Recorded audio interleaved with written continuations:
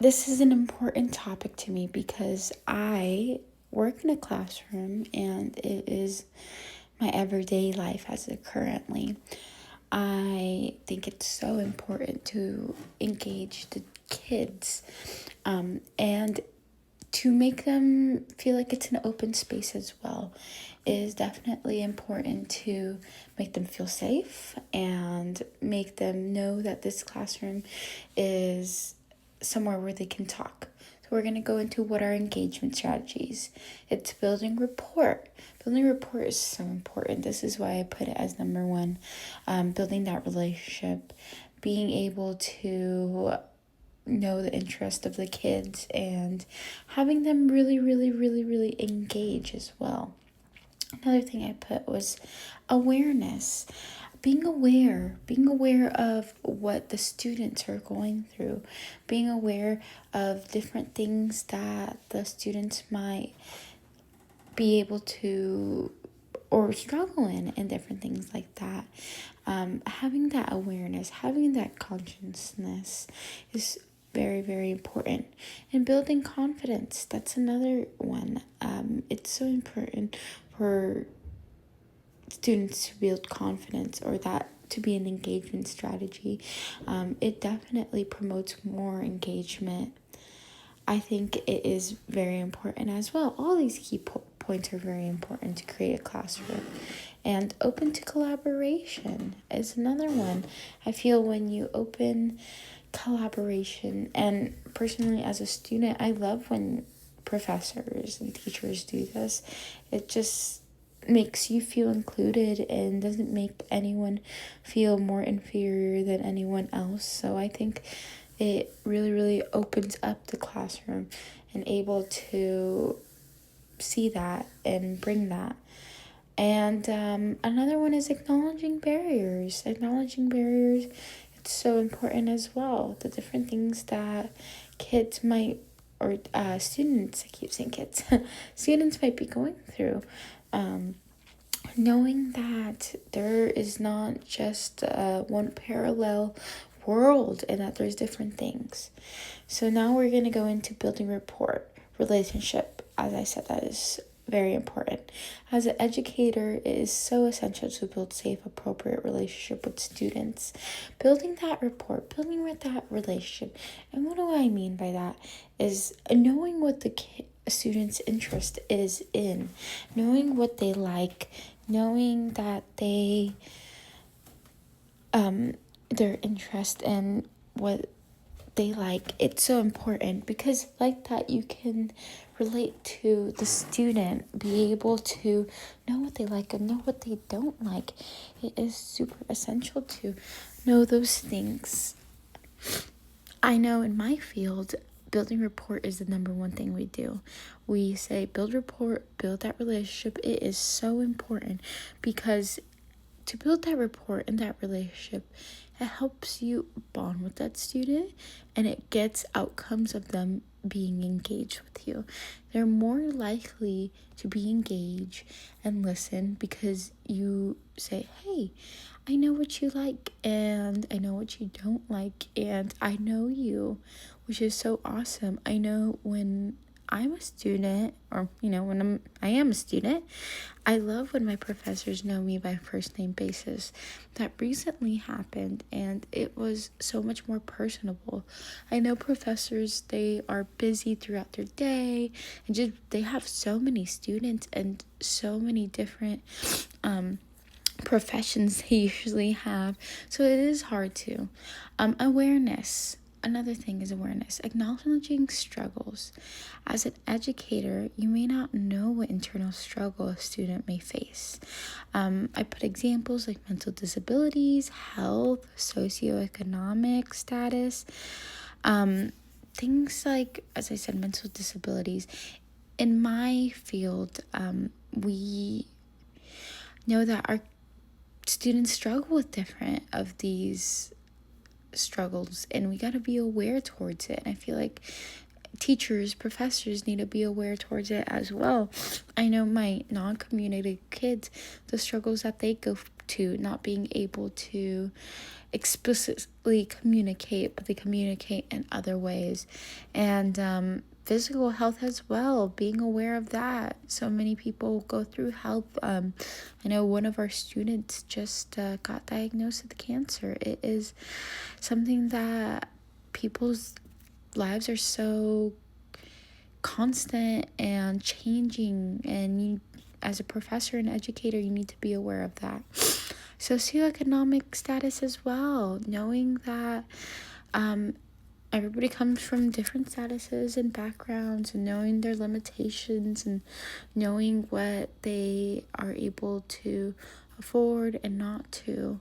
And being aware of that, being socially and cognitively aware. Another is race and ethnic background, especially right now in our times. It is so important to be aware of those struggles.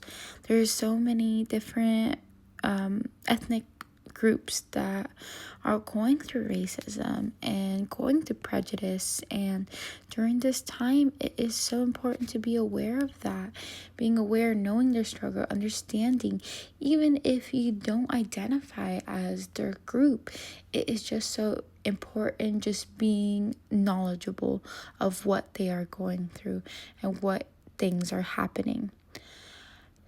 And I put gender and sexuality, knowing what you identify as, or, knowing what your sexual orientation. Those are also awareness, knowing how to make them comfortable as a student and making them aware, or you making yourself aware. It's definitely a big engagement there. You being aware by these things will promote the student to be much more engaged because you respect them and you open it. And some resources, I put counseling, talking to someone trusted. I love that CSUN and most professors put on their syllabus where you can go and talk to on campus, what your resources is, if you're feeling something, who you can talk to. And I think that's a great thing.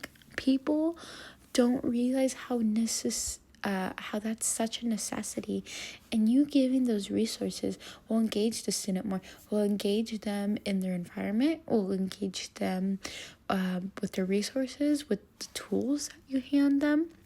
And government funding programs, funding's options for particular students.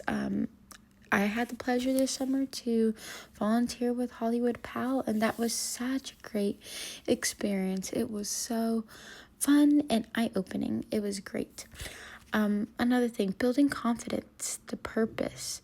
It promotes students' participation and self-efficacy. It gives them strength and makes them feel safe. An example is praising students.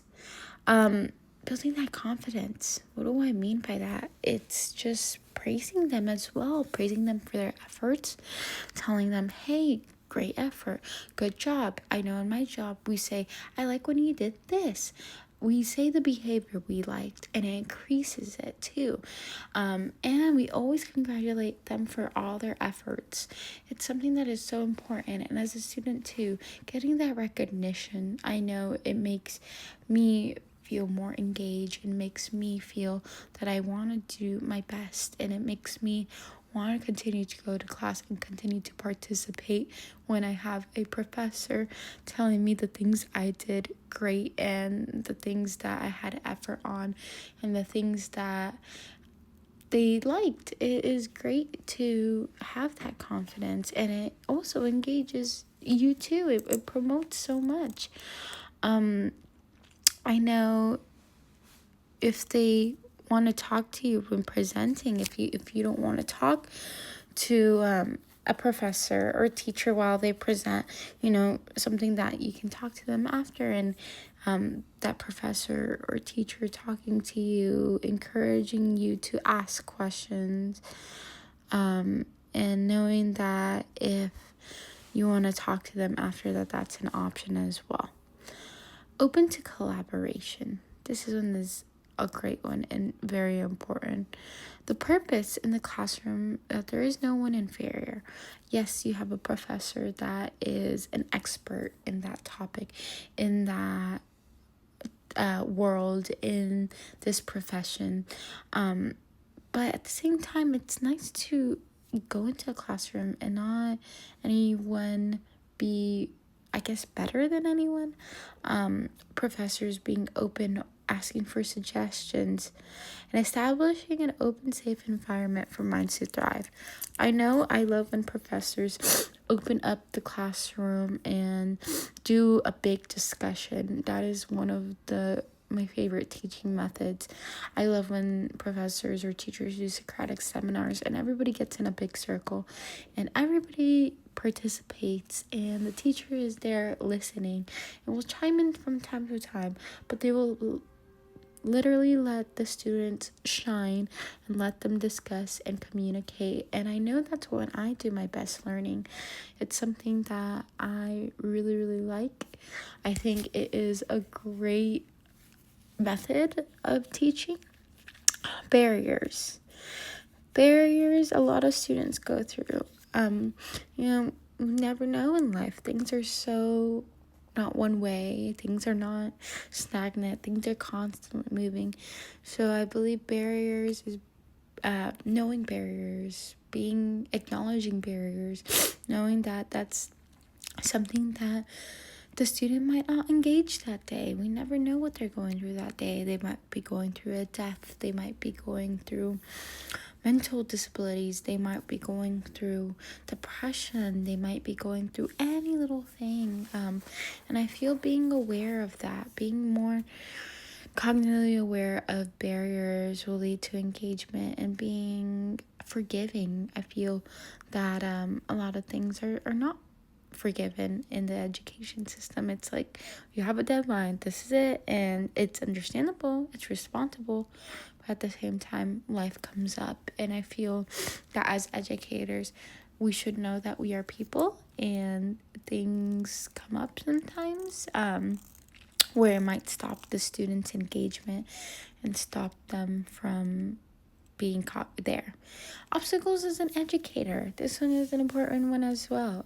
Sometimes we just might not click with that student, and it could be our, just personality differences. It's nothing personal, but sometimes there are people in your life that you might not necessarily click with, and it's not that you don't get along or you don't like that student or particular, but sometimes it is hard to connect with someone. I know that's sometimes we have that at our work. And personal, I put this slide because I feel that this was very important to me. I do this in my day-to-day. This is my why. I think it's so important to engage your students, and it just makes a difference as an educator and trying to teach something, a skill to someone. It is so important. With my students, I always implement these into my teachings and my helps because it helps engage that student, and it just becomes a great successful outcome, their successes and the way they learn, and it's implementing these strategies in order for them to be engaged.